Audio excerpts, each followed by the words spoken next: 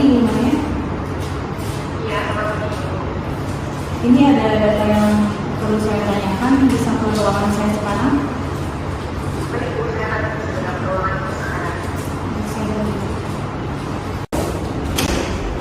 Assalamualaikum.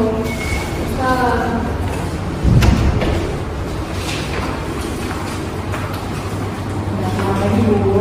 Pagi, ya, Bu Mei, ini mengenai data hasil kinerja karyawan. Saya lihat di sini semakin menurun ya sepertinya. Mungkin saya butuh untuk meeting para manajer. Mohon untuk diagendakan rapat pagi ini ya. Oke. Oke, saya tunggu nanti kabar selanjutnya. Terima kasih. Ya.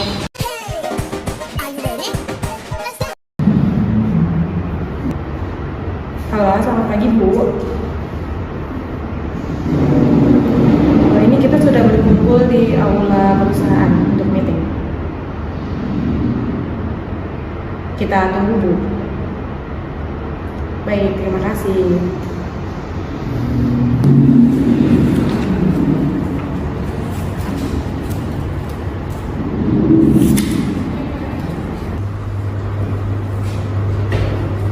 Selamat pagi semuanya. Pagi Bu. Baik semuanya. Jadi gini, berdasarkan hasil produksi yang saya dapat dari data yang saya pegang ini, selama kurang lebih 3 bulan terakhir ini perusahaan tingkat produksinya itu semakin menurun. Sedangkan orderan kita saat ini semakin meningkat, dan bahkan untuk rencana 1 tahun ke depan kita sudah mendapatkan orderan. Jadi menurut Bu Mai bagaimana? Apakah hasil kinerja karyawannya itu memuaskan atau tidak? Baik, sebelumnya terima kasih untuk untuk nilai yang diperoleh dari KPI ini memiliki skor nilai 85 sampai dengan 95. Nah, akan tetapi masih kurang dari 30% kinerja karyawan di kita itu masih ada yang masalah.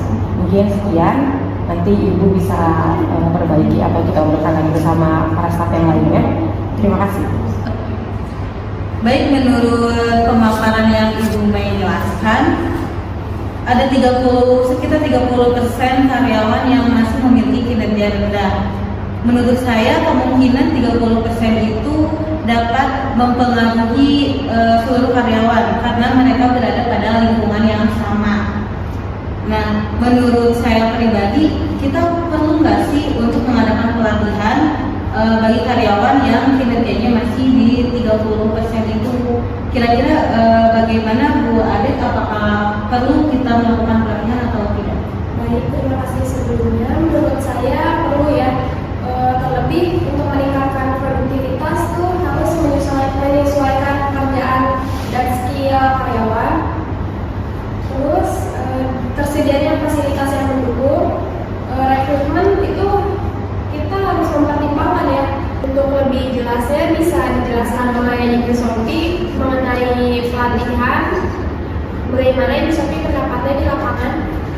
Baik Ibu Adet, menurut pendapat saya terkait masalah di lapangan itu ya, kita kekurangan sumber daya manusia, terutama di bagian operator produksinya, dan terlebih lagi si karyawan tersebut kurang memahami apa itu pekerjaan di mesin tersebut gitu loh Bu. Jadi kurangnya pelatihan bagi si karyawan tersebut gitu, atau mungkin skillnya kurang gitu, atau mungkin dari pihak si karyawannya ada masalah yang ada di rumah gitu ya, mungkin ya itu jadi dibawa-bawa ke pekerjaan, berarti itu kurang profesional gitu. Jadi ya menurut saya memungkinkan sih Bu untuk opsi yang sudah dijelaskan oleh Ibu Mai dan Ibu Wiwi, begitupun dengan Ibu Adet tadi.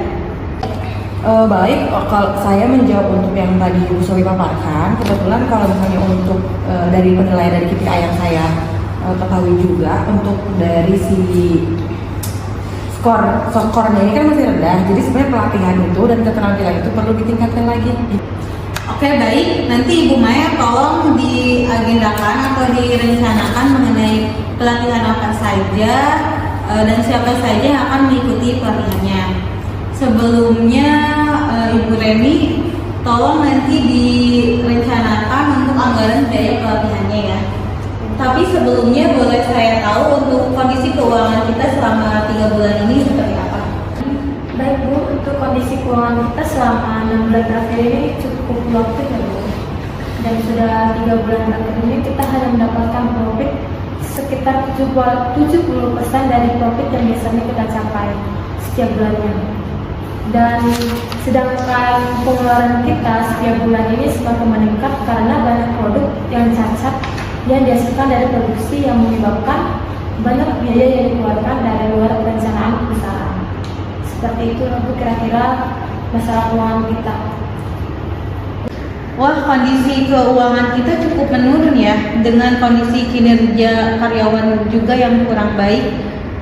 Coba untuk Bu Ita, saya ingin tahu penjualan selama 3 bulan terakhir ini bagaimana, bisa tolong dijelaskan? Baik Bu Wiwi, di sini saya akan menjelaskan mengenai pemasaran ya Bu. Jadi gini Bu, 6 bulan terakhir ini kita seringkali mengutang kepada customer. Terus karena target produksinya juga yang belum maksimal. Dan untuk saran dari saya itu, sasaran produknya itu kita harus menyusun estimasi anggaran terlebih dahulu untuk marketingnya. Dan terus kemudian disetujui. Terus kita juga bekerja sama dengan biro-biro iklan kayak gitu. Baik, berdasarkan data-data yang telah rekan-rekan sampaikan, sepertinya untuk pelatihan mungkin tidak memadai karena kondisi keuangan kita juga sedang menurun, sedangkan biaya untuk pelatihan tidak sedikit, dan pemasaran kita juga kita harus meningkatkan produksi secara signifikan dan harus dengan waktu yang cepat karena konsumen juga udah menunggu pastinya ya. Mungkin ada saran lain dari rekan-rekan semuanya selain pelatihan untuk meningkatkan produksi kita seperti apa? Berarti saran dari saya selaku staf HR, kalau misalnya untuk pelatihan kan masih ada pertimbangan lebih baik si uang itu digunakan untuk pemasaran ya, bisa dikaitkan oleh iklan dan lain sebagainya. Nah kalau misalnya untuk dari segi HR itu, saya menilai 30% itu bisa dikatakan kita bisa open recruitment, open recruitment untuk karyawan baru, itu alasan yang pertama. Dan untuk alasan yang kedua, kita boleh recall.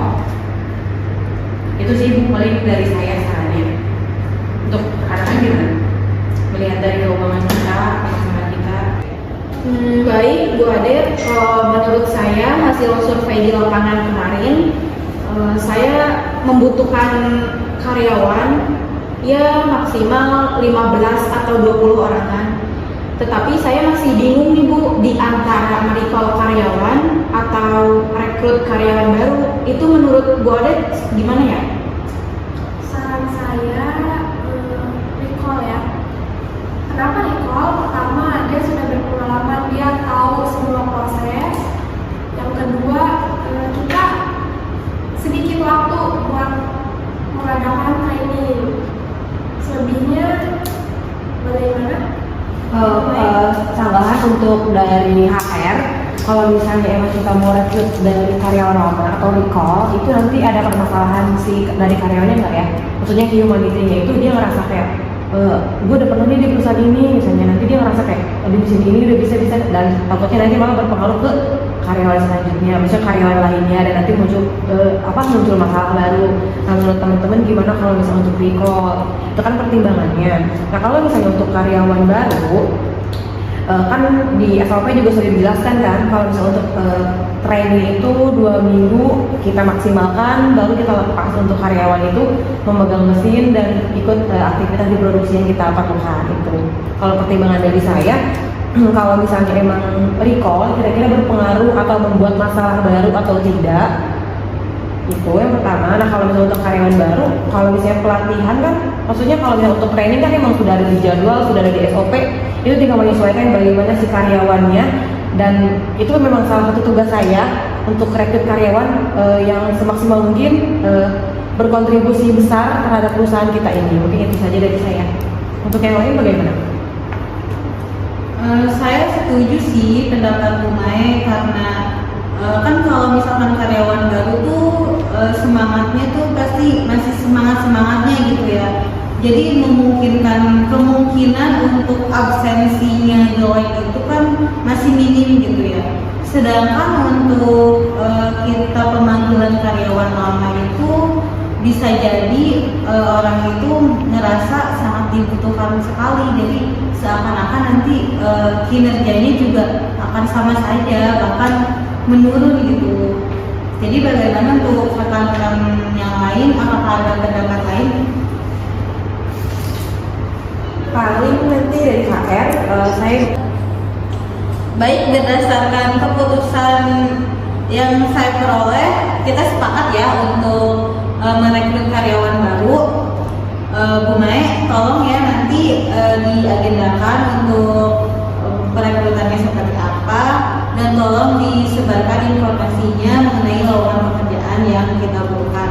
Dan Ibu Adet, tolong nanti koordinasi ke Ibu Mae dan Bu Sophie bagaimana kriteria yang dibutuhkan dan berapa orang yang ingin dibutuhkan. Mungkin itu saja dari saya untuk rapat kali ini. Kurang lebihnya mohon maaf. Wassalamualaikum warahmatullahi wabarakatuh. Waalaikumsalam warahmatullahi wabarakatuh. Terima kasih Bu Wiwi. Terima kasih Bu. Tulis ya.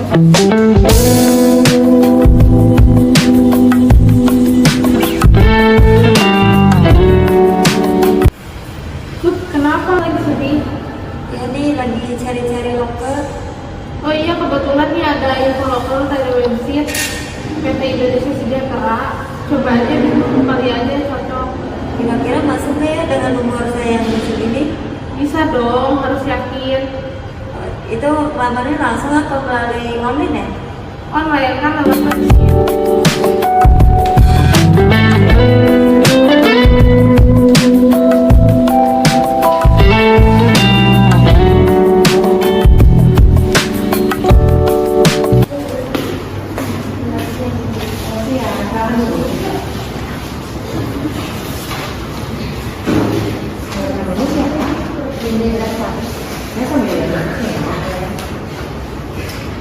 untuk alamatnya dari mana Bu?